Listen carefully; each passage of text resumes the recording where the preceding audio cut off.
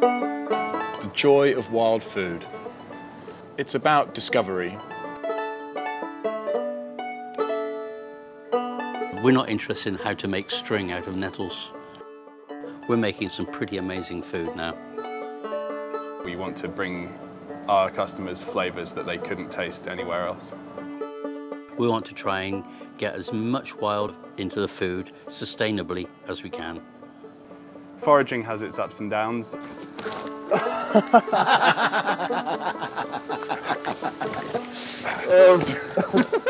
Shit. Ultimately, foraging is worth that kind of extra effort for the magical moments. You've just sort of produced a whole meal from nowhere almost. Half the time I'm just messing around, having a bit of fun. This is jelly ear. We did attempt that jelly ear bourbon once, didn't we? Yeah. Didn't quite work out. Well, I think that was the fat though. the main reason it didn't work out is that we put bacon in it Yeah. as well. Jelly ear and bacon bourbon sounded pretty Yeah. damn good to me, but Yeah. When it does work, we kind of just home in on that and make it as best as we can and come up with something new.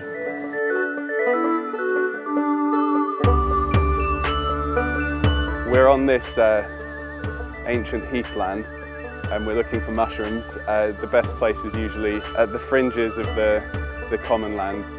So this is a penny bun, Boletus edulis, also known as a cep. This is probably one of the most prized wild fungi. It's used a lot in Italian cooking. It's got a very smooth but also interesting wild flavour and also very dense white flesh that cooks very well without going mushy. Look at that. Wild food, it's really the whole idea of what nature has to provide and what we can responsibly collect from nature and supply in our restaurant. blackthorn, known for its thorns essentially. What we can find available in terms of the plants, fruits, herbs is integral to that, but it also incorporates various types of game, whether it be wood pigeon, rabbit, different types of venison, pheasant, partridge. We don't want to be seen necessarily as a gastropub or a fine dining experience. We want it to just be what we do. I just like the whole feeling that there's like-minded people who want to know more about what is out there and what's available. What we've got here is hogweed seeds. We have found uses for things that we never imagined we would be able to use. The leaves we use early in the year to actually just use instead of spinach. You get these shoots that come up, so essentially before these come out and it's nice and green and new, it's all curled up almost like a floret of broccoli. We knew it might be some kind of vegetable, but we didn't realise all the things you could do with it. We can make syrups, butters, salts, preserves, we can cure things. The flavours kind of is a celery sort of aniseedy sort of flavour. That's great for fermenting. Good health. The more we get into it, the better it becomes. It's been very exciting, really. The food world is really ready for understanding more about the wild.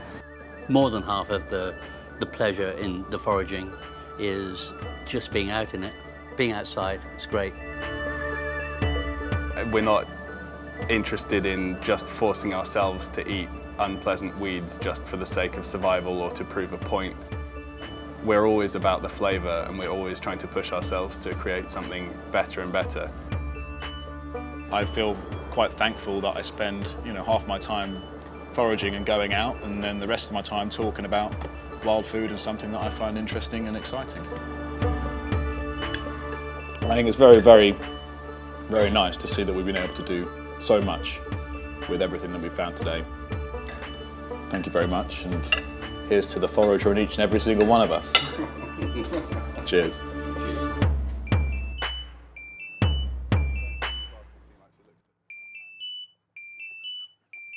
I'll swing your basket.